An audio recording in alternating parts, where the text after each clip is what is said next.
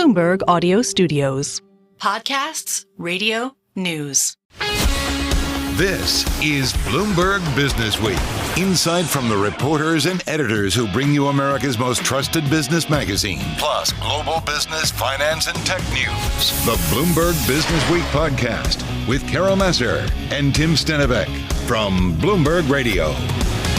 Hi, everyone. Welcome to the Bloomberg Businessweek Weekend Podcast. It was a big week for the mega cap tech names. You know, some of those magnificent 7 stocks, 4 of which reported earnings: Tesla, Meta, Microsoft, and Alphabet all reporting. And then next week, it will be Amazon's turn, among a few others. On that, we talk to the author of The Everything War about the company's quest to own the world and remake corporate power. In other earnings news, shares of Mattel rallied following its quarterly update. I got a couple words for you. Hot Wheels. Yes. Mattel CEO Ynon Kreiz is back with us. Barbie movie Take 2. Plus, on a more serious front, escalating protests at college campuses over the Israel-Hamas conflict. We get a global view from Francisco Veloso. He's the dean of INSEAD Business School. He weighs in, too, on the impact of AI on today's MBA. And later on in the next hour, rosé and regenerative farming, as one can only do in Provence. And what it's like to spend more than 25 years as a CIA officer, working as an undercover spy all over the world, and becoming a master of disguise.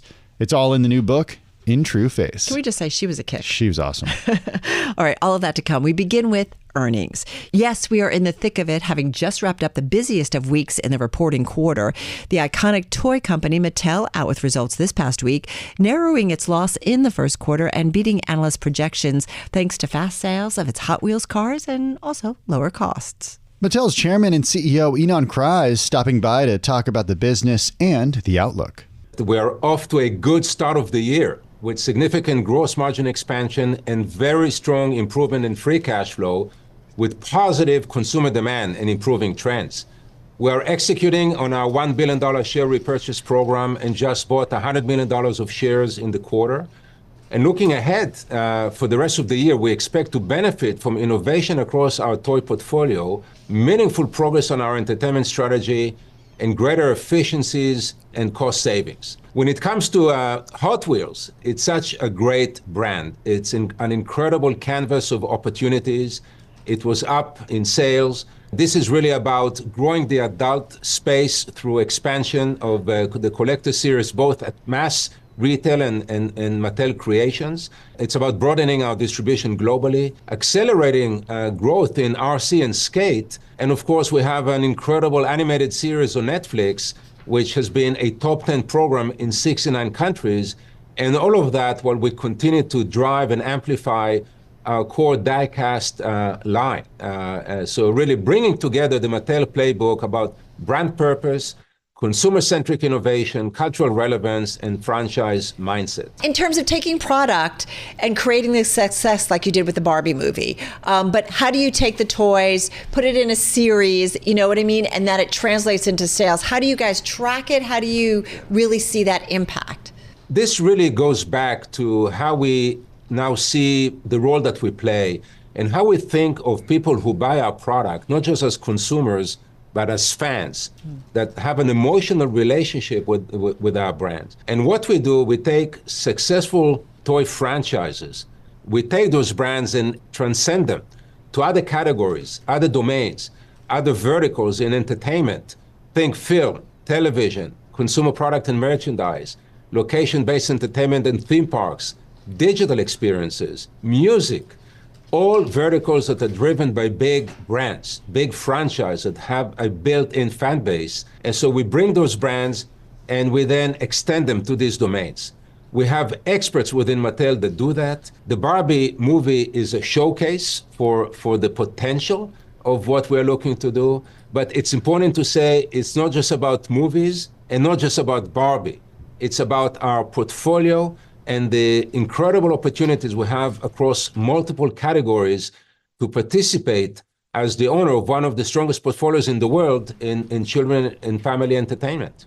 Well, on Barbie and on the movie, was it a demand surprise in the quarter that Barbie didn't perform as well less than a year after the movie release? Was that bump seemed kind of limited in just the months following the release, at least according to the most recent quarter? Well, Barbie is such an incredible brand. The success of the movie is here to stay for a long period to come. It's not just about the quarter or about the year. It really is about years to come that will benefit from the halo of the movie and how the brand has extended its audience and fan base and really playing at a very high level across the world. Barbie is the #1 doll property globally and continued to gain share in spite of comparable sales to last year. This year, we're celebrating Barbie's 65th anniversary. There are multiple activations, including 3 new segments that we are introducing. We expect more shelf space in the second half of the year. There's an expansion into the adult collector line and continue to engage more kid audiences with content on Netflix. There's a new series and a new animated movie on Netflix. There's also a new video game, a new mobile game that Take-Two will publish later this year. So there's a lot more that is happening around Barbie, and the success of the movie and the brand as a whole will be here for years to come. Well, no doubt about it. Like, you think about these brands and how iconic and how long they have been around. I guess, the question is, right, like when it's out there culturally in our universe, great thing, right? There's a lot of buzz. People are always curious about, all right, so how does that translate in a big way into selling more, Barbies and other Mattel toys and Hot Wheels? Do you guys see it? I mean, does all of these investments and time and energy really make a difference, financially? Absolutely. The opportunity is significant. And, Barbie is so much more than a doll. Barbie is a pop culture icon. And what you saw in the movie is a showcase for how far Barbie can travel. Our business model is to continue to grow our IP-driven toy business and at the same time expand our entertainment offering. So this is very symbiotic. We still see significant upside potential in our toy business, and the opportunity is to now participate in other verticals that we expect will be accretive to our business model separately from toys. This is not about selling toys. This is about creating value, capturing value in other categories. But of course, success in the movie reflects back in toys and in location-based entertainment and mobile games. It goes across multiple directions. And of course, a strong toy is a great foundation to extend into entertainment verticals. And this is really the business model where we look to capture value both on the toy side of the business as well as in entertainment verticals. Something we've talked about before, and I'm always curious about the people who are knocking on your door following the success of the Barbie movie and who are saying, wait, there's something we can do here, whether it is, you guys are already on Netflix, but I'm just curious from the content creation world, what the world has been like for you guys in terms of conversations and new opportunities, how that volume, can you quantify it, how it's amped up? Well, we absolutely saw an increase and a lot of excitement around the potential of our IP portfolio and the brands that we own. And we have 15 movies right now in development that we've announced already with some of the most prolific creators in the world.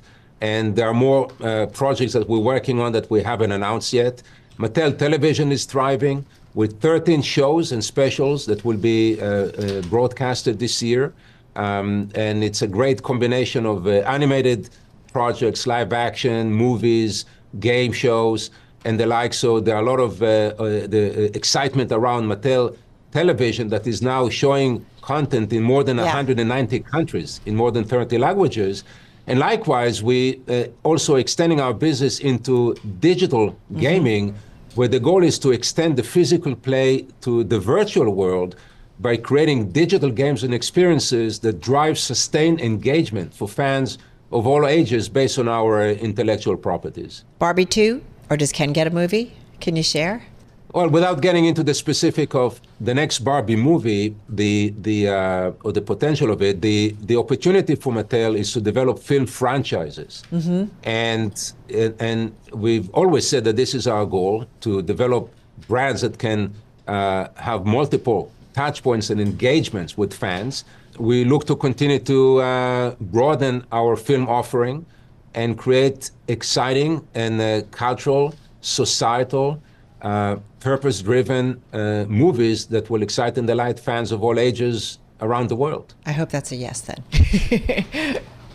Carol, you're like the biggest Barbie movie fan I've ever met. I grew up with my older siblings. I inherited their dolls. I have to say, I love the movie. My daughter I went with, and we loved it. We laughed, we cried. I've got a Barbie T-shirt. I'm just going to tell you, I'm all in. I think in the future, you have to recuse yourself from this interview, and I'll just interview Ynon. Back to the quarter. The first quarter for toy manufacturers can be a challenging one. It comes just after Christmas, and a lot of the fourth quarter buying that happens during the holiday season. But there was Easter earlier this year than typically, and at the end of March. And I'm wondering what you saw when it came to Easter sales. Yeah, we do believe that an earlier Easter benefited the first quarter, and we did say that it hasn't changed our expectation for the industry to decline in 2024, although at a lesser rate than 2023. And we believe that the trends will further improve, and that the industry will return to growth and continue to grow over the long term. At Mattel, we did see positive consumer demand and improving trends through the quarter, and expect to outperform the industry and gain market share for the full year. Hey, what about Fisher-Price? Because there's some new products from Fisher-Price coming out in the second quarter of the year, including the wooden toy line. Give us demand expectations, sales expectations for the line, for the quarter and for the year, and for the brand. Yeah, we're very excited about our strategy for Fisher-Price. We just announced a new leader that started this week. The Fisher-Price is by far the largest segment of the infant, toddler, preschool category. We saw increase in consumer demand in the quarter. This year, Fisher-Price will expand its core product, enter a new wood segment. We are expanding our Little People collector line. We're broadening Thomas. We're relaunching Barney and extending licensed entertainment with Jurassic and Star Wars. So there's a lot that is happening around Fisher-Price. Watch out for the new wood line, which is a very exciting addition. Why did that line take so long? Portfolio. Wooden toys have had to come back for years. It takes time to develop quality product. This is what we do. This is our specialty, and we focus on quality and innovation. And this is another extension of the line. And at the same time, we continue to exit lower margin segments to focus on profitability and performance. We do expect Fisher-Price to grow in the year. It's a valued asset as part of our portfolio, and we're very confident about the long-term growth potential of this important brand that will be is celebrating its 94th anniversary this year. I have to say, Fisher-Price, we had a bunch of Fisher-Price. I had the school. My brother had the airport. We still have. We have a bunch. I'm going to tell you, the Office Little People collector series, Tim Stenovec had. Yeah. Oh, yeah. I actually have them at my desk. They're good. They're good for adults. You see, this is another example. How brands transcend culture, transcend age, transcend demographics. You take a brand that is designed for infant and toddlers, and it becomes a form factor that is now a collector line, through partnership with cultural and societal brands and icons that excite and delight you, Carol, right? It's great to hear. I'm just telling you, we're waiting for the Bloomberg Businessweek radio TV version. I could see it happen. I don't know. John Tucker, you'll be a part of that too. I think it would be very cool. I don't know if it has the same necessary demand as The Office. I don't know. You never know. You never know, yeah. We always appreciate all the time you give us, and really fascinating to see what's been going on at this company. And really iconic brands, when you think about branding, Mattel really has so much of it. Ynon, be well. Good to talk to you. Ynon Kreiz, he's Chairman and Chief Executive Officer of Mattel, joining us from El Segundo, California. You're listening to the Bloomberg Business Week podcast. Catch us live weekday afternoons from 2 to 5 p.m. Eastern. Listen on Apple CarPlay and Android Auto with the Bloomberg Business App. Or watch us live on YouTube. It's the largest online retailer in the world, touching seemingly every aspect of our lives, from retail, groceries, healthcare, entertainment, home security, logistics, and, of course, the cloud infrastructure that makes up the backbone of the internet. We are, of course, talking about Amazon, the nearly $2 trillion company that reports earnings this coming week. Critics have also argued that Amazon is a monopoly. And last year, the FTC filed a monopoly lawsuit against the retail giant in what may become one of the largest antitrust cases in the 21st century. Dana Mattioli is senior reporter at the Wall Street Journal. Her new book is called The Everything War, Amazon's ruthless quest to own the world and remake corporate power. It chronicles how Amazon got to where it is today to become one of the most feared companies in the world. And I got to say, one of the most entrenched, too, in our lives. Yeah, we began by discussing FTC Commissioner Lina Khan's now famous paper that she wrote when she was a student back at Yale Law School, targeting none other than Amazon. She was a relative unknown at the time, and law review articles typically have a small base of readers. This one goes viral, and it's the first time that people start to piece the words Amazon and monopoly together in the same sentence. This was a darling of the company. People love their Prime. They just associate it with fast and free shipping. And she starts to call out behavior she sees that she thinks are unintended consequences and a change in the way antitrust was being enforced. And she thinks that Amazon is this digital Gilded Age baron. Well, when we think about it, right, you go back to those barons, right, and who really just controlled industries, right, no competition, if you will, a Standard Oil and others. And it is interesting because, you know, Dana, I always think about Amazon, what they started with, right, and books, and it sounded so innocent and just kind of, you know, it's become so much a part of our world. I mean, I know in our own home, it's like we buy something, but let's go check on Amazon, first of all, what it's going to cost and, you know, how quickly we can get it. I mean, it's become so entrenched in our life. Talk to us a little bit more about, you know, what Lina Khan had to say and how you wanted to kind of explore that. Yeah, so Lina's paper says that Amazon's almost become this utility. It's unavoidable, not just for consumers, but for competitors. It's become like this highway to get to the internet through AWS, and sellers need to be on the website to sell because so much of e-commerce takes place there, 40% in the US.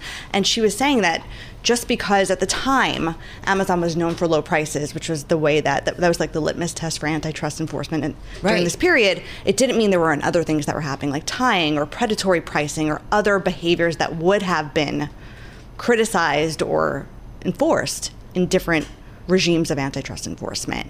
And from there, her career just really takes off. It's this truly meteoric rise. She's 27 years old at the time. That's amazing. She is now the youngest chair in the FTC's 100-year history, and she's regulating the exact agency that is in battle with Amazon. And as you note that there is a lawsuit, a monopoly lawsuit against the company from the FTC. It may become one of the largest antitrust cases in the 21st century. How do you envision that playing out? It's a really interesting one. The FTC's lawsuit is about Amazon raising prices on consumers, which is much different from the article she first penned in 2017, where she said that they were predatory pricing.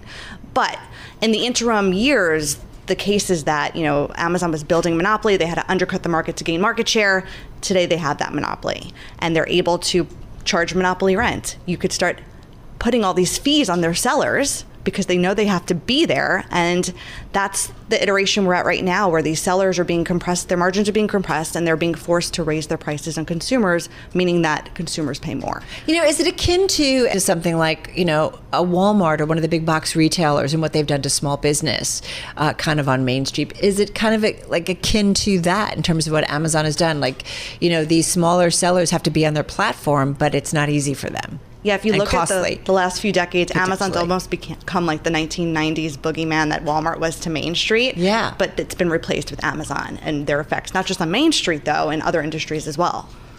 Dana, one thing that caught my eye was a story recently about Amazon coming out and saying, okay, we're now making this small announcement, announcing unlimited grocery delivery for $9.99 a month for Whole Foods. On that news, we saw shares of Instacart fall by more than 7%.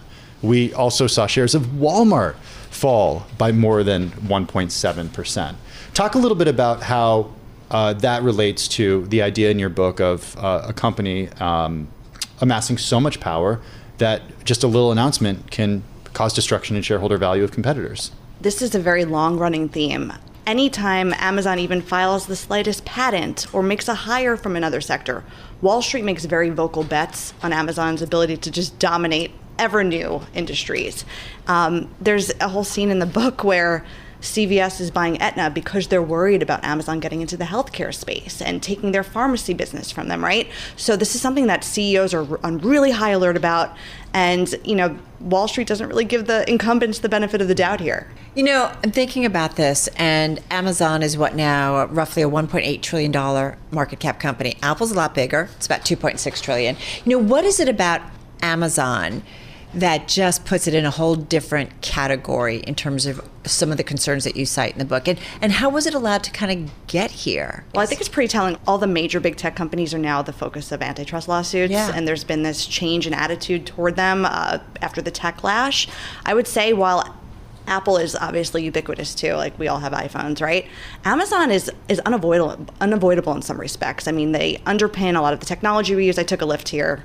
They're on AWS. If you watch Netflix, they're on AWS. In the middle of reporting the book, they bought my doctor's office. They bought One Medical, right? Yeah. So even if you're trying to avoid them, they've now have their tentacles in so many areas. And I think that, analysts are on high alert to see where they're going next. Is it harmful to consumers, though? The FTC says it is. That's the focus of the lawsuit. They say that Amazon has raised prices for consumers, not just on Amazon, but in the entire online economy because of their outsized power in online shopping. And in addition to the prices, 60% of what is sold on Amazon is third-party sellers. And there's some great ones out there, but there's also been instances of really dangerous products on the website. There's things like carbon monoxide detectors that don't detect carbon monoxide. No, it's interesting that you say that. There was something my husband and I were looking at, and I'm like, John, I don't really know that company. Let's check it out, because there's a lot of listings. My view, don't judge me, but there's a lot of junk, I feel like, that's also on Amazon. And I feel like, have these companies been checked out? In other words, their reliability. There's not very much friction to signing Just one up. perspective, one view. Yeah, there's Before I get hate fly-by-night mail. sellers, and it's a game of whack-a-mole. Even when they do shut them down, they pop up with a new name or a new address, and it's really hard to rid a platform with just that many sellers of all the bad actors, which does lead to people buying dangerous products. But it does make you, what's the responsibility, right? This is this big, broader conversation with all of these social media companies and these companies that have so many users, right? That you do wonder about the responsibility of trusting the platform when you're on it. And that's the exact focus of the CPSC right now. They're looking into whether Amazon has shirked their responsibility in regulating their website, and there could be a ruling on that. And just because I'm going to get hate mail or called in by my boss as junk, and I mean by junk, questionable maybe sources and stuff. And as a buyer, yep, I can read reviews, but it's also like there is, I think, an understanding that you're on this website that you think a lot of it is trustworthy and that it's been vetted in some ways. I mean, my colleagues at the Wall Street Journal had a big story a few years ago about how some of these third-party sellers were literally dumpster diving and reselling trash. That wouldn't really happen if you walk into your junk is Target. not such a bad word. Carol, I think fair to say you're in the clear. You interviewed hundreds of people, Amazon executives, competitors, small businesses. Talk a little bit about what you found over the last few years and how Amazon got to this place. Yeah, they are this behemoth of a company with unprecedented reach and access to data and leverage because of how big they are. So if you look at how they started, it was this online bookseller. No one even knew how successful it would be. I think it was a surprise to Jeff, including Jeff. There's a scene in the book. They didn't make money they weren't profitable they had a for free a long pass from Wall time. Street for a very long time, which helped them get to where they are. And there's a scene in the book that in the first few weeks after it launches, one of their employees is a little bit nervous. He says, what's going to happen to like Elliott Bay, this beloved Seattle bookstore? And Jeff's like, oh, we could never get rid of Elliott Bay. People love it too much. And to his credit, that's still there. But think of the compression of the rest of the bookstores in this country. It's like been a very steep decline. And he wanted this to be a daily habit, and I'd say he more than succeeded there. So just beyond retail, it's the largest cloud computing company in the US, the biggest parcel carrier. It's a Hollywood studio, a podcast maker, a healthcare giant. I mean, and it's going into ever more places. There's a scoop in the book that Andy Jassy, the current CEO, in the midst of regulators saying you're too big, is saying we could be a $10 trillion company in 10 years. I mean, that's pretty telling that they see that much more space ahead of them. You know, Apple, we talk a lot about that by having this closed network, it makes it kind of almost a seamless experience. And that is a benefit for consumers, right? They argue that. Is there something that just by being big, making it evil and so entrenched? Or is it somewhere maybe on the other side that it actually is something that's helpful, whether it's, getting health care to people who wouldn't normally get it? Like, I'm trying to understand what the flip side might be of building this massive infrastructure and massive network. Yeah, playing devil's advocate a little bit. Yeah, I don't think big see. is necessarily bad. I think it's how you use your bigness. And the book does get into some tactics that Amazon has used and predatory behaviors, the patterns of this that have played out that have caused people to question how they're using their power. You didn't interview Jeff Bezos, but he did answer questions based on representatives from Amazon. What was their pushback on the points that you raised in the book? I think most of it was off the record, so I can't get into specifics, but I did a full fact check of the book. This was not, a product of Access journalism by any means, but I spoke to more than 600 people. I spoke to 17 current and former S-team members. Those are the highest ranks of the company that had reported to Jeff or Andy Jassy, and 5 current and former board members, so it's very well reported out. And I had hundreds of pages of internal documents and emails and the like. What's the thing that's going to be kind of on your radar as this plays out? The FTC lawsuit won't go to court until 2026. And, I think that could It's a while. It's a while. And I'm curious to see what Amazon does in the interim. Funnily enough, a few weeks after the lawsuit was filed, there was an Amazon All Hands meeting that I had a video to. And their general counsel was asked his thoughts on the lawsuit. And he got on stage and he was like a bit dismissive. He said, haters are going to hate. We're going to shake it off. Taylor Swift there. So I think that's his everything. Taylor Swift is in everything. Yeah. She really is. She's not on my playlist, not that latest album. I bet you can find it on Amazon Music, though. Other stuff I like. Great. So much fun to have you. Dana Mattioli, she's senior reporter at the Wall Street Journal. Her new book, The Everything War, Amazon's Ruthless Quest to Own the World and Remake Corporate Power. You're listening to the Bloomberg Business Week podcast. Listen live each weekday starting at 2 p.m. Eastern on Apple CarPlay and Android Auto with the Bloomberg Business App. You can also listen live on Amazon Alexa from our flagship New York station. Just say, Alexa, play Bloomberg 1130. For the students, it was the ultimate betrayal. Their university had called in the cops to arrest them for what they believed was a righteous protest on campus. So wrote our Bloomberg News higher education finance reporter Janet Lauren after Columbia University here in New York called on the New York Police Department to intervene on pro-Palestinian protests, resulting in the arrests of more than 100 people. This reporting among our most read stories on the Bloomberg this past week, and safe to say as we were putting this to bed, it was still an evolving story and still very heated story. I imagine it will continue into the coming weeks as well. It does come at a time when institutions across the U.S. and around the world are dealing with a heightened political climate amid protests over Israel's war in Gaza. In the past week, we've seen standoffs and arrests at Harvard, Yale, University of Michigan, University of Texas at Austin, University of California at Berkeley, among others. Yeah, a lot. It's one of the many challenges leaders of academic institutions are dealing with. Of course, others include the cost of education, also how AI and other technologies will change the way teachers teach and students learn, and of course, preparing students for a rapidly changing world. Francisco Veloso is dean of INSEAD Business School in France, which is ranked one of the top business schools in the world. He joined us, along with Bloomberg News senior editor Dimitra Kesanides, to talk about the delicate balance between freedom of speech and student safety amid the current student protests. I think the key element is creating a safe, secure, and supported environment for the community. And this has certainly been our focus at INSEAD. And we have one of the most diverse student bodies that you can have. I mean, as we usually say at INSEAD, in your classroom, everybody's a minority. And that's really what it is. I mean, no nationality or ethnicity has more than 10 to 15% of the population.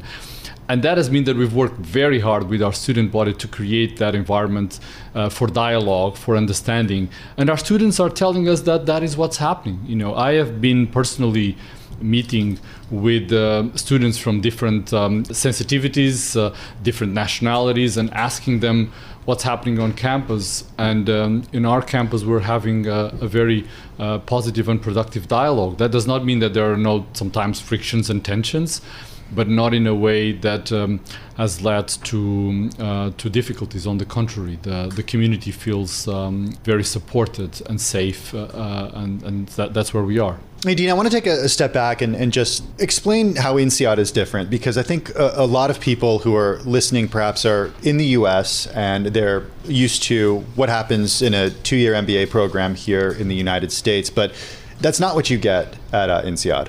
No. So INSEAD has been the pioneer school with a 1-year MBA. And so we've started that many years ago. And we're also a very global school. So we started in France, in Fontainebleau, in the Chateau de Fontainebleau. That's our heritage. But 20 years ago, we opened a campus in Singapore, our Asia campus. And 10 years ago, we opened a campus in Abu Dhabi. And we have now a hub here in San Francisco. And so our school is extremely global. I mean, a third of our activities at the moment are out of Singapore. And this is part of our ethos, because the way we position ourselves is the business school for the world. And that is about the environment that we create at all levels. And certainly as a student, as I was just mentioning, when you embark on our transformative journey, it's super intense in how you engage, but it's also super intense in this human dimension because of this very diverse space that you find. And this is an amazing discovery experience.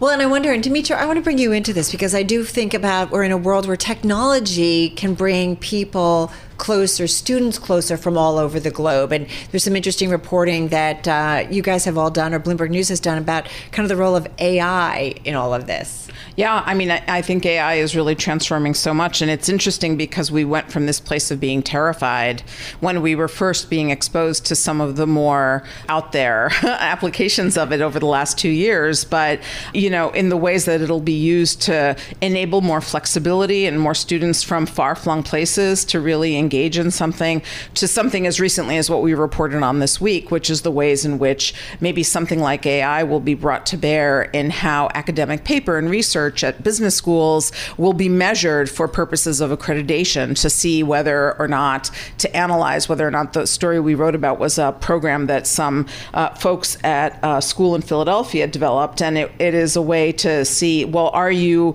upholding and really, you know, supporting sustainability measures as set out by the UN. So it's really interesting the ways in which this particular innovation has a role to play. And the other interesting point, Singapore is a big campus of theirs, and it's, you know, it's almost as big and significant in size as what's happening in Fontainebleau. So that's a big direction for what's happening in B-school education also, just to underscore that. Well, it's interesting, and I'm glad you brought that, because it's like that balance right between physical plant, but also what technology can do. Yes. So come on in on that. I think that this is quite critical, as you said, and it's interesting the point that Dina just made, because we did a recent survey with our alumni. We have, you know, basically 70,000 alums, and we asked them, what do you think about AI? You know, Gen AI in particular, how is that, you know, factoring in? And one thing that's very interesting is that, you know, over half of the respondents said that they're actually more excited than concerned. And so this is about, you know, how, is this something that you see as an opportunity or not? And about another 40% said that, you know, they have some concerns, but mostly positive, and only a very small minority thought about these that being something that they're overly concerned. So in fact, I think people that feel empowered in their learning trajectory, in their professional trajectory, I think are seeing these as an interesting opportunity. That's one aspect that I thought I would be highlight. Certainly, we're seeing that from our alumni. It's nice to hear the positive, because we do, right? We do get a lot of the horrors potentially. Exactly, and that's why I was mentioning, because I think it is important to say that you know, that in this survey the majority felt actually very positive about the opportunities. I mean, business schools really have a very important role to play in this discussion on different dimensions. So first is, of course, to help us all understand what's going on. I mean, this is a transformative technology that's affecting every sector, every business. We need to understand what's going on, what's working, not working, how are people using this technology in a productive way. And that's what a school like INSEAD can do, you know, through the cutting edge research. We have faculty that have been already looking at these even before Gen AI got to the stage that it has now globally. And this is something that we're bringing to the classroom and also bringing to our executive education. We have a very successful program on transforming your business with AI, which is an example of bringing that to the executive population on a more immediate basis, but bringing that to the classroom you know, from the research, which is quite important so that people understand. The second one is make students feel comfortable about using these tools in the classroom as they're going through their learning journey. You know, in all dimensions, the university and the business schools has to be a safe environment to experiment, to learn. So if we're not bringing that to the way that we do things with the students, then we're not fulfilling our role as a leading business school. It is a place to make mistakes. I always felt like education, and like kind of think through things. Exactly. And the third thing that I think is quite interesting is actually to think about how you can create new tools, new approach to education itself through these new tools, which is of course something very important because INSEAD, we see ourselves as at the cutting edge of business education. So it also means we have to think about how do we use that to create different tools, different approaches in education itself. So can you talk a little bit about employment after INSEAD? Because no question that is the reason why people go to business school. It's to get jobs that earn more money after going to school, and then also potentially to pivot and switch careers in addition to lifelong networking. But what are the companies, the types of companies that are recruiting at the business school right now? Because I think a lot of people here in the U.S. would say, okay, well, it's consulting companies are huge for schools in New York. Finance, of course, is huge for schools in New York. Increasingly tech in recent years, obviously. But how does that look at INSEAD? In some dimensions, it's not that different, right? I mean, consulting is a very important part of the outlook for the students that join us.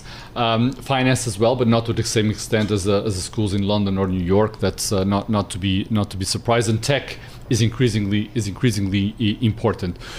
The two aspects that are also quite important for us is an increasing presence of entrepreneurship and the role of entrepreneurship. PitchBook last September did a very interesting ranking of what were the schools globally that were generating more startups over the long run, and basically INSEAD came out fourth globally, our MBA, which was very interesting. Then the other part that's quite substantive on the case of INSEAD is perhaps less on the industry. We have a variety of industries, but more on the geography. The placement of our students is really global. I mean, for example, over the last few years, and this is in particular, the number of Gulf countries overtook London as the most significant placement area for our graduates, because the population that we get is extremely international, extremely mobile. So they look for opportunities in a global scale. And this is one of the things that is super interesting about our population, is how our students really look and say, okay, maybe it's Singapore, maybe it's Malaysia, maybe it's the UAE, or maybe it's London or Paris. And it's in that dimension that I feel there is a very visible difference from some of the, perhaps US-based business schools. It's significant because I feel like a lot of the reporting is a lot more on the Mideast and the money and the innovation and spending that they are doing right now. So, Francisco, I mean, here in the US, one of the sort of tensions and pressure points in the past year or two, though, on the jobs front has been contraction to some degree. I mean, those are still definitely the leading industries, but there's still a lot of fear and a lot of concern about what we see happening with the consulting jobs, with the finance jobs, certainly with the tech jobs. The layoffs have been continuing. It wasn't just the story for 2023, it was also for 2024. To what extent has that affected your students coming out? And, we did a story last spring, and it was affecting our schools and graduates at the highest levels of the ranking, like Harvard grads all the way on down, who were graduating without jobs and feeling very nervous. And it is also having some impact because, of course, there's less opportunities on these, and so which means that our students are finding also other opportunities as well, because we're seeing just less jobs available in those industries. So they're doing these two dimensions. One is the geographical element. So perhaps they're interested in consulting and they say, okay, if you want consulting, you may have a good opportunity in the Middle East, but not in London, for example, or in New York. The other part is to look at other industries. And for example, a big push that we've had over the last few years for example, to look at sustainability and to look at the energy transition. We're also very much supporting our graduates to explore these other aspects of the role that business schools can have, to explore these new opportunities in terms of, for example, energy transition, sustainability, and all of these elements that are picking up around the globe, and where we feel that we are training our graduates to lead on that, and very much interested to be and to continue to be at the forefront of it. Interesting time to be leading a top business school. It's got to be fun. Dean Francisco Veloso of the INSEAD Business School joining us here in studio, along with our own Dimitri Kesanidis, senior editor at Bloomberg News. Thanks to both of you. This is Bloomberg. You're listening to the Bloomberg Business Week podcast. Catch us live weekday afternoons from 2 to 5 p.m. Eastern. Listen on Apple CarPlay and Android Auto with the Bloomberg Business App. Or watch us live on YouTube. Oh, it's too hot, lately. Gotta run for shelter. All right, everybody. Well, last week, you might remember the IMF edging up global growth. Meantime, the Atlanta Fed GDP Now model estimate for real GDP growth in the U.S. in the first quarter of 2024 is 2.9%. That was on April 16th. It's up from 2.8% before that. We're going to get another update from the Atlanta Fed on Wednesday. So we have seen the numbers. We've talked about this. They've been ratcheting them up higher. Meantime, on this Earth Day, Bloomberg's Mark Gongloff reminds us that the only thing climate change is cooling is growth. Mark is Bloomberg opinion editor and columnist who covers climate change. He joins us this afternoon from New Jersey. Mark, the climate has gotten hotter. It continues to get hotter. And we know this. We knew that. What was surprising to me about the study that you cited is that it's going to actually make global income 19% lower by 2049. How do we get there? First of all, that's also bad news. I should know. Yes, global income lower by 19% is definitely bad news. That amounts to about $38 trillion a year by 2049. Obviously, you're ramping up to that point, so you're losing trillions and trillions of dollars, and that is coming from just heat for the most part, extreme heat. Variability in temperatures too, and variability in water. So that heat affects human health and productivity. Our brains don't work as well. We're not as productive when we're really hot. And the variability in water gives you huge droughts, as we're seeing already in Africa, and also gives you terrible flooding, which we're also seeing in many other parts of the developing world this week.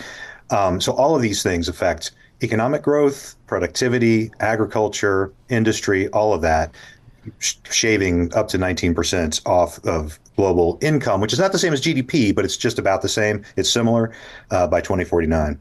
Yeah, it's going to impact how people, around the globe, whether or not they've got money to spend, right? Which is certainly creates velocity, economic velocity, and growth within the economy. Having said that, this study, as you note, Mark, in your piece, is that it's a little bit more, the cost is more than past research and studies have shown. What's the difference? Why are they coming out with this or finding this finding versus maybe some more subdued findings of the past? Yeah, in fact, it's a lot more. There was a famous study about 5 years ago suggested it would be more like 20% off of global GDP by 2100. This study says if we don't start cooling the planet down, or if we don't stop making the problem worse, we could have a 60% hit to global income by 2100. So you're talking magnitudes worse. They say that they have new models that they're looking at that incorporate the fact that some of these impacts on economics last forever. If you have a generation of kids who don't learn as much and don't have as much economic opportunity, that affects future generations. And so they have all these different variables they're plugging into their model, and they're spitting out these huge numbers. You could argue with the numbers, and some climate scientists have kind of taken some issue with a few of the numbers here and there. I think the important message to me, there are two important messages to me that come out of it, no matter how you slice the numbers, which are also very difficult to forecast, of course. One is that we are going to lose a lot more by not doing anything about climate change than we are going to lose by doing something about it. So Bloomberg NEF suggests it could cost $200 trillion by the middle of this century to mitigate climate change. $200 trillion is kind of a lot of money, but you spend that in about 6 years if you're losing $38 trillion a year. So it's an investment to avoid many, many more trillions of losses. And the second key thing is that much of this economic impact is landing on the people who deserve it the least. And so developing Africa, South Asia, South America, these places are going to see GDP hits of maybe 30 to 33% by mid-century. Again, according to this study. But again, this is consistent with what we know, that these impacts fall most heavily on places that probably deserve it the least. Explain, because there's something you go into in the story about this isn't degrowth. And I don't know that it's a term that I feel like I've been using much when it comes to climate change, which is why we always love reading your columns. But you note that what fossil fuels are doing to the world isn't quite degrowth. So degrowth is when you kind of slow down output to reduce the impact on environment. This isn't what you're talking about. No, not exactly. At first blush, it kind of seems like that. And so there are climate activists who say, we need to stop growing the economy so much. And so that would involve cutting growth. And I guess an example of this could be when COVID hit in 2020, you saw growth just fall off the table, and all of a sudden nature was healing and emissions weren't as bad. And people said, hey, if we just did this all the time, we'd save the planet. Well, the problem is you can't really do that all the time because not having any economic growth creates its own problems, especially, again, for developing countries who haven't had the chance to develop and don't have the standards of living that we do. So what this is doing is not that. Even with climate change, the scientists are saying the economy will keep growing. It will just be stunted, sort of the way, my mom used to tell me if I smoked cigarettes, my growth would be stunted. So it would stunt our growth. We would still grow, but it would be stunted. And over time, it would get much worse, which is the other key message to come out of this, which is that there is still time to avoid far worse outcomes. I wonder, Mark, how a message like this resonates in your opinion, because Carol and I talk about this all the time. Walking into work when the skies are full of smoke from wildfires, thousands of miles away, there's something visceral about that. Your basement becoming unusable because 3 or 4 times a year the weather is so extreme that it floods. There's something that really hits you about that. But I'm wondering if this type of story, this type of data, hits people the way that those actual other things do. It's really difficult because you're talking about future generations, and we seem to have a real hard time thinking about, my grandchildren are going to suffer from this. And then also we have a really hard time putting numbers like $38 trillion a year into context. It's like, okay, $38 trillion a year, or you read the headlines about, all the Arctic ice is melting and the oceans are hotter than they've ever been. I mean, some of this stuff can be so gloomy and doomy that you just say, all right, we're doomed anyway. I might as well eat a cheeseburger and roll coal out in the parking lot. But it really is true that we still can make a difference, that we're not doomed by any stretch yet. And so I think sometimes numbers like this, we are already suffering hits to our pocketbook right now. We talk about 38 trillion by 2050. People say, I don't even know what that means. I don't care. But people are losing money in Florida as we speak, and in California because they can't get their homes insured. And the next wildfire season, the next hurricane season, the next floods that come, there are going to be a lot of people who are going to be surprised to find that they're underinsured. And so, and they're going to take a huge financial and economic hit. So these economic hits are happening right now. And I think maybe that's a way to help contextualize it for people, to make it real, like wildfire smoke. Mark, to that point, there's another story on the Bloomberg, and it talks about the economic impact of climate change, specifically on global tourism, broken down by some of the top countries that rely on tourism for growth. But the whole idea is, and in this story, it says by the end of the century, residents of northern countries will generally see sunny, spring-like balm appear earlier in the winter. Conversely, those in the south, including equatorial regions and extending into southern Europe and the U.S., will, for the most part, enjoy fewer days of temperate weather year-round. I mean, this is something we talk about. Tourism so important to so many different either cities or countries. Like, this is, again, another economic impact. For sure. And even in those places, even in the places that will bear less of the brunt, there still is an impact. There's an economic impact. And in some of those countries you're talking about where there will be sunnier days, but maybe your skiing industry doesn't get as much snow. And so you lose a lot of tourism that way. And then you have climate refugees leaving the places that are hit a lot to try to go to the nicer places. And then you have a whole political issue. Yeah, changing outdoor days, though, interesting, tough, but as you always say, maybe not too late. That always gives me hope. Mark Gungloff, thank you so much. Editor at Bloomberg Opinion, joining us there in New York City. Check out his column. You can find it on the Bloomberg, also at Bloomberg.com/opinion.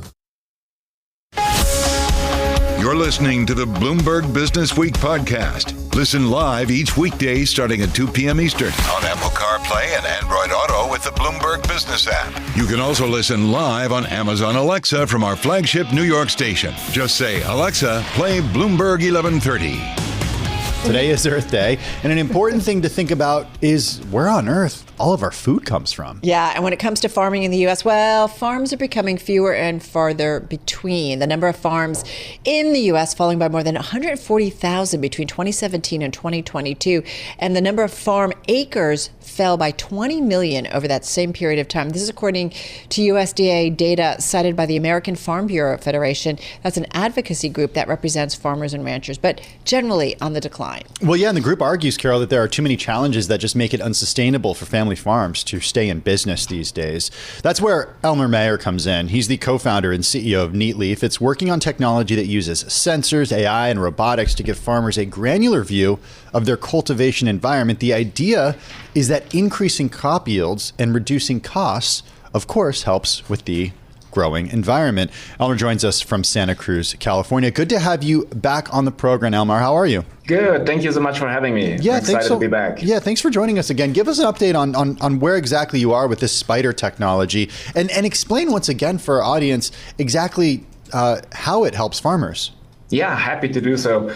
So it's basically a football stadium camera for greenhouses or indoor growing environments. It's like a cable-based system, which, like a football stadium camera, basically moves around the canopy and floats above the crop and monitors the crop. It collects a lot of different data like temperature, humidity, CO2. It takes images to understand what's going on with each plant and analyzes it. So it's basically alleviates that burden for cultivators to walk the crop every day and check out every plant, which is tedious and not scalable. Is it possible in your mind ever to use this in fields outside and outside of greenhouses? Oh, definitely. The way how we look at it is that Neatleaf is based on two pillars. One is the automation, the data collection, like the robotic side of things, where we developed the Neatleaf Spider to harvest the data. But then the other part is all the data analytics, like the processing of the data, the AI, which picks up on plant health, on pests, on crop properties. And that's agnostic to where the data comes from. So we could easily either mount 4 pillars outside of a vineyard and have a spider collect the data, or mount the same sensor box onto a drone and collect the data in an open field. Talk to us a little bit about all of the data that you have been collecting, the quantity and kind of the diversity of that data that helps you help your clients. Right. So the way how we looked at it originally was like we tried to understand how cultivators operate their environment, their fields, like their greenhouses. And they heavily rely on the visual feed. They obviously monitor the environmentals. They try to understand what's going on in the soil and the substrate. But then they really rely on looking at the plant, assessing what's going on, reading that language of their plants, and doing that by moving around the plant, walking the greenhouse, etc. And that was really what inspired us to create a system which is flexible, low cost, easy to install, but at the same time provides all this information which is necessary to assess what's going on in the field. And so having image data, collecting, assessing what's assessing how the plants look like, what the issues might be, is just a new domain, a new dimension which we can offer to the cultivators. We count every yellow leaf, for example. We count every necrotic leaf, every folded leaf. We detect pests. We count every flower size, how it evolves throughout the growth cycle. So now all of a sudden you have a direct feedback loop to whatever you do in the field, to whatever happens. And you can say oh, my crop has 10% more yellowing today. It has 5% less folding, and compare crops across different growth cycles. That's unique. It's kind of like the ultimate drone or spy camera, to be quite fair. And it reminds me of if you've ever gone to a sports game, or I think about when we were in the U.S. Open covering it, tennis, and it's that camera that comes down and zooms, and it's on these cables, and it catches people, that are watching in the stands. So it's really kind of interesting in terms of the technology. Having said that, you guys have been up and running for about, I believe, 4 years or so now. Give us an idea of what the impact, if this is going to be helpful in terms of yield and growing and productivity and efficiency. I mean, tell us what the results have been from some of either the studies that you guys have done or some of the customers that you're working with. Yeah, it has been an amazing journey so far. Where we started about 4 years ago. It took us half a year, 9 months to come up with the idea of the spider, and then we executed on that idea. We quickly installed first prototypes and then iterated, improved, ensured that it works reliably, collects the data which we need. And we have been running these systems now for over 2 years in the field. And last summer, we then decided to ramp up production, to really accelerate and produce more and more of the systems, because we realized that the customers really love it and there's interest. And since the beginning of the year, we have tripled installations, and we have a backlog of orders now until June, which is very exciting. But it really seems like it's a new concept of what you get from in terms of data from the field. But once customers see that with their own field, it's just a very sticky product. They quickly understand the value and the power of this, and they want more. How do you scale this?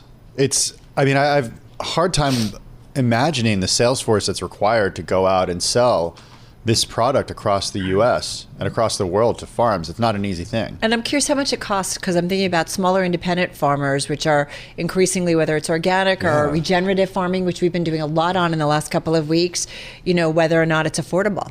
Right. So the scaling itself right now, it's a lot about like going to trade shows, presenting the system, talking to potential customers, and the word of mouth by customers themselves, where we get a lot of incoming demand.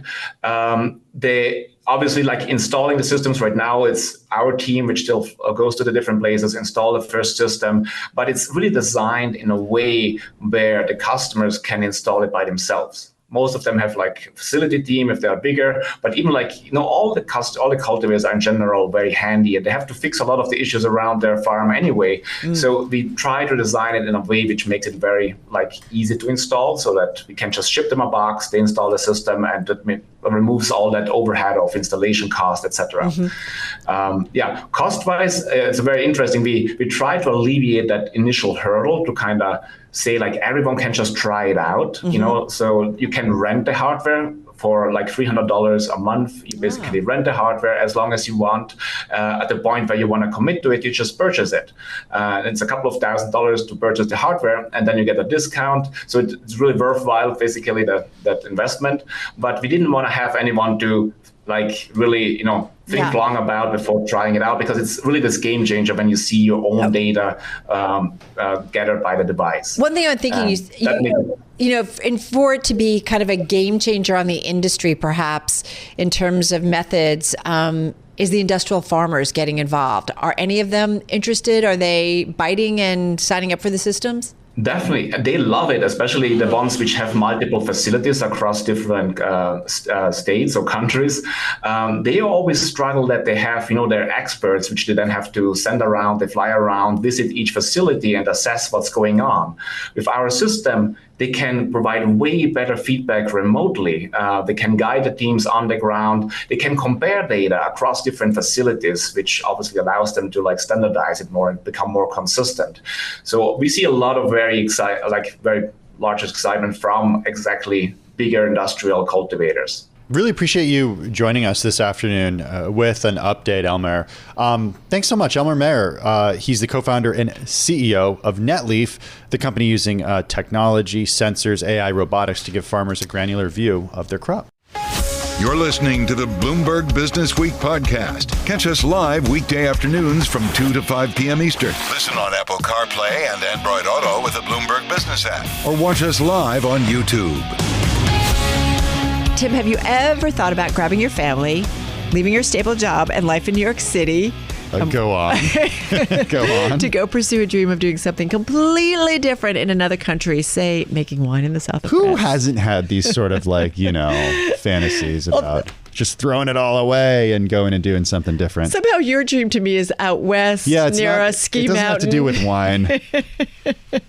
But anyway, this family, man, that's what they did. That's pretty cool. Stephen Cronk left his career in telecommunications in South London and moved to Provence, France with his family, despite not speaking much French, all because he wanted to get into wine. Yeah, this was pretty hard on his family, he told us later. Stephen is the owner of Maison Mirabeau, a winery in Provence that not only produces rosé, but also practices regenerative farming. Stephen stopped by our New York studio on how it all started. And yes, we may have sampled a bit of wine here and there, just a little bit. It was a slow burn. It took a long time to persuade my wife to sell the house, to take the children out of school and move to the south of France. It actually took 10 years. And I've been talking about it for so long that my friends were getting bored.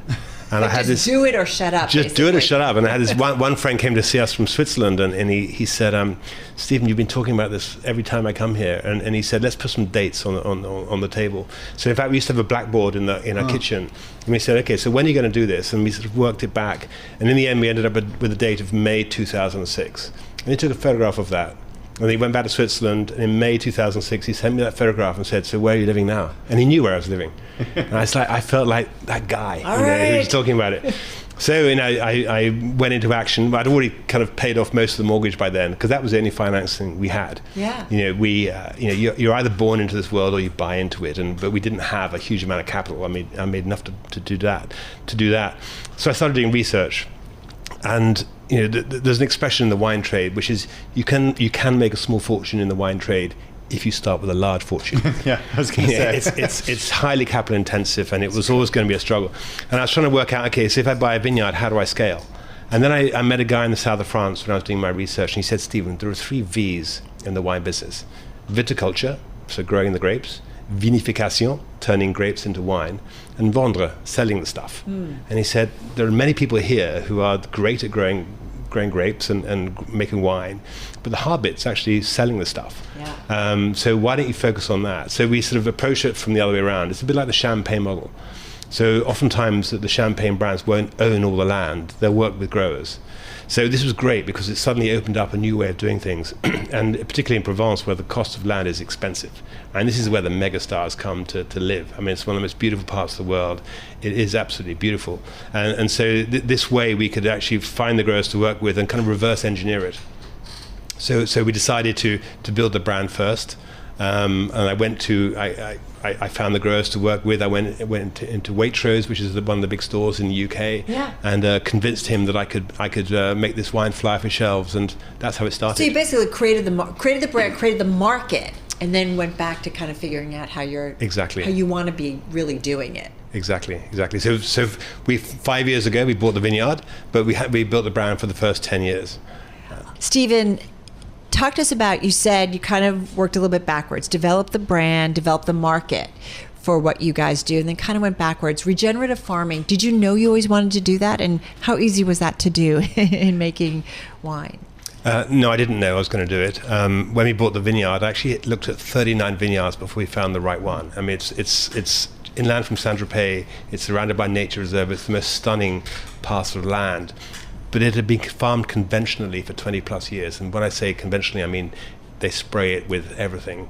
And so the soil organic matter was nearly dead. I was going to say, wasn't it worn out? Yeah, it was worn out, completely depleted.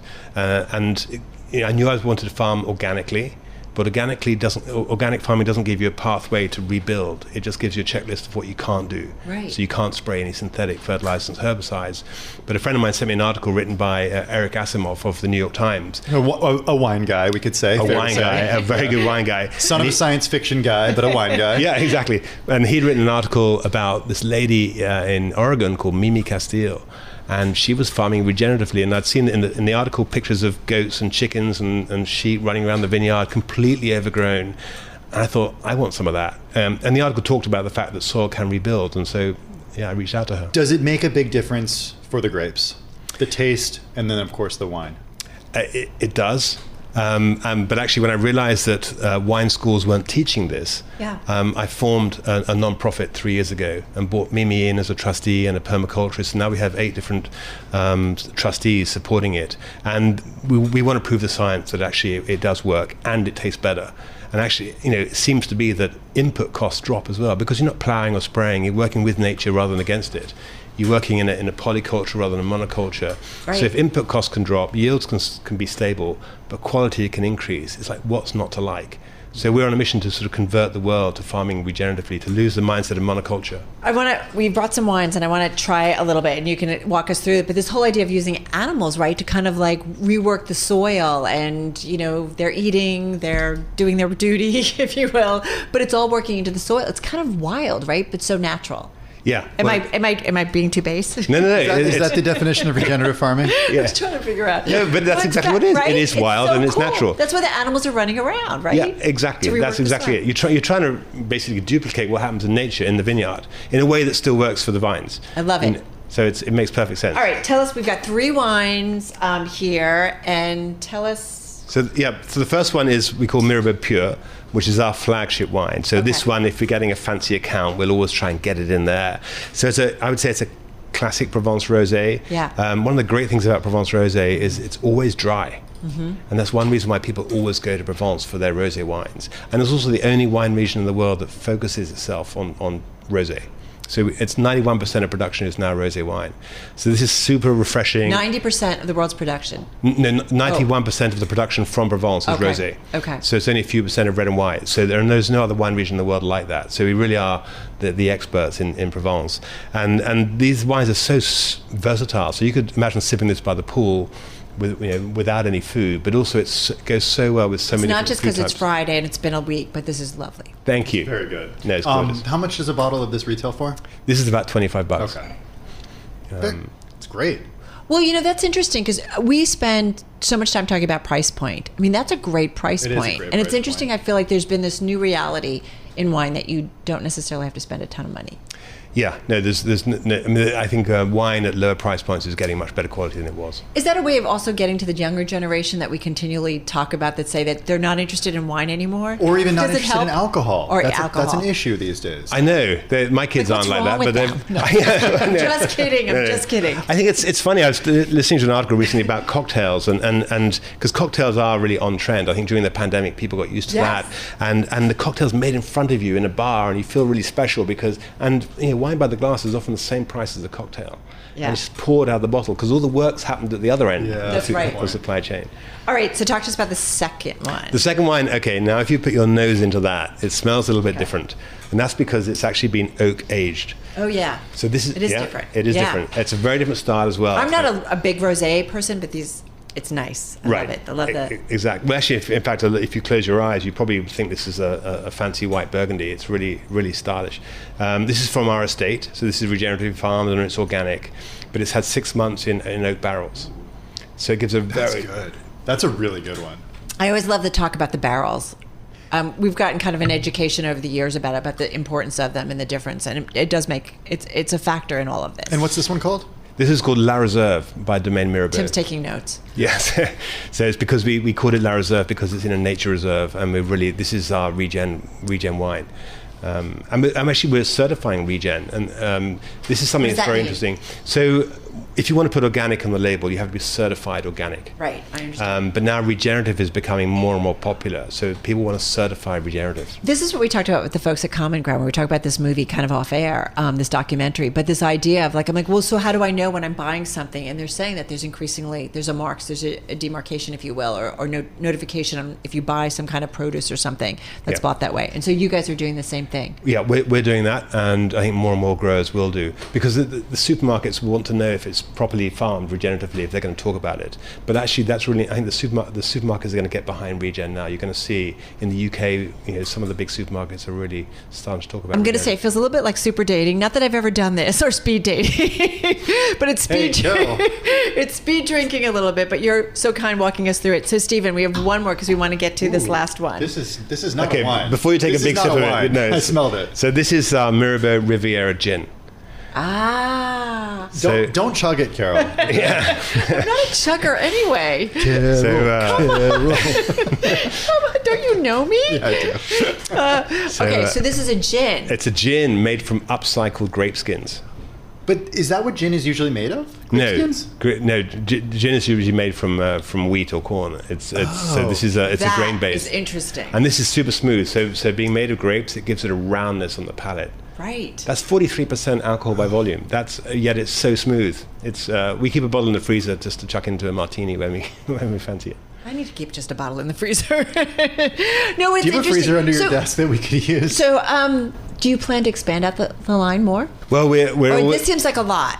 Yeah, no, it's a lot. I keep saying no more NPD, but then the NPD? New product development. Sorry. Okay. But then the market's changed. The young people who have going no and low alc is the big growth category. This one is normally no alcohol. Yeah, I mean, I'll take a sip of wine or two, but it's really. like as I've gotten older. I mean, I think a lot of my friends have done this. We just drink a lot less. Yeah.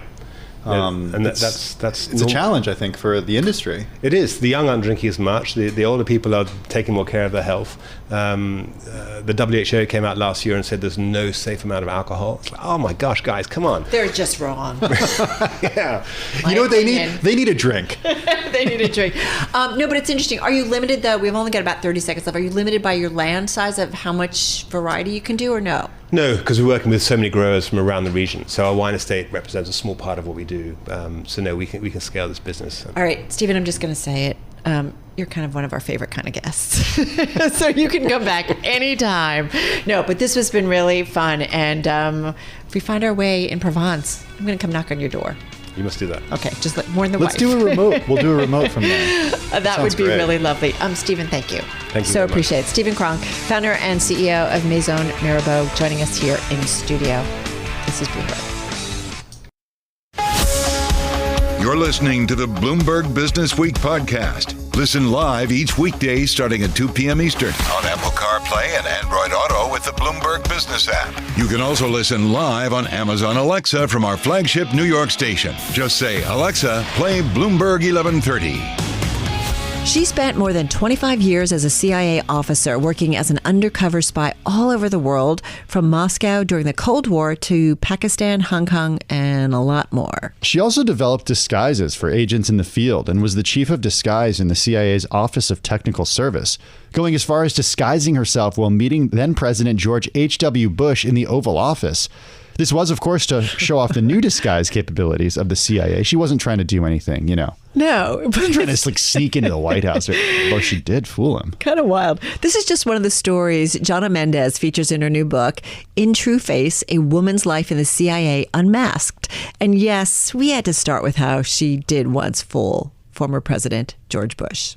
We had been working for years to come up with a totally animated mask, a mask that would actually work, you could talk, laugh, you could smile.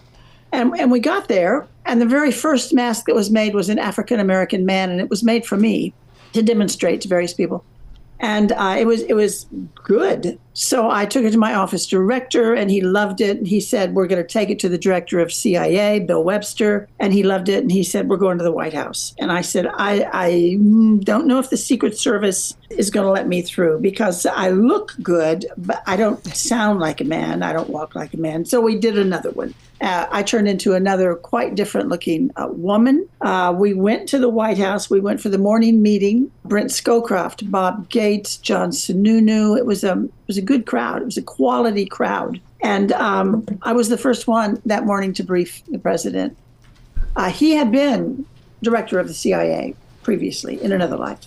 And I had a handful of pictures of him in disguise, which was kind of to relax everybody. And he's laughing and he likes his pictures. I said, so I'm going to show you the latest, greatest, best thing we've got. And I said, I'll take it off. And I started, and he said, well, no, don't take it off. Whatever it is, don't take it off. And he walked out around my chair, and he's looking, and he's peering, and he's trying to figure out, is it a fake nose? He didn't know what I had on. Then he sat down, he said, okay. Took off my mask and held it up so that he could see it was light as a feather. It was the great reveal. Hey, beautiful. But I'm just curious, how much, if masks were that good in the late 1980s, early 1990s, when you did this, how much better is the technology now?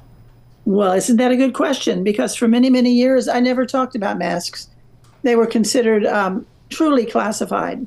And then it changed, and we can discuss masks. I'm not really sure how that worked. It makes me think that they are no longer classified, or they wouldn't let me talk about them. And that makes me think that we no longer use them. Why do you think that would be? Or at least we don't use the same thing that we were using then. Okay. So I don't know. If let's say we don't use them anymore, why wouldn't we use them anymore? Is it because of biometrics and they've just gotten so good you can't really fool someone? Yeah, because of cyber, because of the incredible technological surveillance that's out there now, this ubiquitous technical surveillance everywhere, all the time. Different materials react differently to different light sources. So under IR, it might look good. Under ultraviolet, it might look like a dandelion. You don't know. I don't know. But the fact that I can talk about them tells me that they are no longer perhaps. How did you get your book past the folks who, I don't want to call them censors, but the approval process? The Publication Review Board. Yeah. How'd you get your book past them? Well, you cross the fingers on both of your hands. You remind them that by statute, it should be a 30-day review. It's never a 30-day review. And you just kind of distract yourself because it can take 6 months for them to finish, looking at it. And they come back and they say, there are some things here that are still classified, and we're asking you to take them out. And this is our 5th book. We take them out. We don't want to put classified material in our books. Donna, I think when we think CIA or a woman working in CIA, and I know it's not apples to apples, but for me, I'm like, is it Homeland? Is it like Homeland? Like, you're running and you've got guns and you've got money and you've got all this. Like, what is it really like? Well, it was hard. If you wanted to be in the operational piece of it, now there were other parts of CIA where women had made good inroads. The analytical part of it that women did wonderfully as analysts. Science and technology, if you had a degree in chemistry or physics or optics or whatever, we would hire you. We would hire you at a lower grade than the men, but we would bring you in. But in operations, it was, that's overseas, that's feet on the ground, that's meeting with the foreign targets or the foreign assets if they agree to work with us. People who are truly often risking their lives to work for American intelligence. And the men just had this firmly fixed idea that those people didn't want to be working with women, that they wouldn't, that in many cultures, women have no credibility, that have no value. And they said, we can't put you out in the middle of that. It was this kind of big, it was vague, it was sort of menacing. It was like BS. That's not true. These men, it's always men. It was always men. These men are risking their lives. What would you say women bring to the table that men don't in this kind of situation? Well, in that scenario, women have an empathy that I think men don't necessarily carry around in their hip pocket. The men are interested in training this foreigner in whatever the technology is that they're going to report to us. And they're very focused on the mechanics of that thing. Well, I can do the mechanics as well. But I can also, I don't hold their hand, but I can reassure them. I can talk to them. There's a soft power that women can bring to these scenarios that has real value. And I discovered over time it has really good value. I found myself a couple of times retraining people. If I'm showing someone how this gadget works, and if he doesn't get it right away, he has no problem saying to me, a woman, can we run through that again? Whereas if it's one of my male colleagues doing the same training, he gets done, he says, got it? The guy is going to say, yeah, I got it. Oh, interesting. And maybe he didn't get it. Donna, I want to go back to how much of, your career in the CIA were you, in an office or meeting with, an agent or a source or something. I mean, were there moments where you really were in danger? I'm just curious about that because I think I hear CIA and I know there's different levels, but I'm just curious about your own since you were in some pretty serious spots. I was in some situations that were certainly uncomfortable. I was in some situations that I think you would call dangerous. Not all the time. It didn't happen frequently, but when it happened, I had so much training that I had a very good sense of what I ought to do. Not that it would always work, but, what I should try. That's a very vague answer to a kind of general question. There was some danger there. Mostly there was not. Mostly there was not. Mostly. Well, but it's so interesting because I think you guys, when we talk to someone like you, we get a peek into what the CIA is like and what goes on behind the scenes. And there's layers, right, in terms of gathering, deciphering, and, utilizing intelligence. Yeah, I mean, the whole job is to bring back the information to American policymakers so they can make smart decisions. Information on the plans and intentions of our enemies. Now, if you just glance around the world right now and wonder, what is Putin planning? What are the Chinese going to do next? What about those Koreans with their nuclear missiles? You can imagine the kind of intelligence that our policymakers wanted and needed. Our job was to go find it, to find people who were conduits to that information, who could get it for us. We had all kinds of technology that we used. We had all kinds of tools that we could train them in.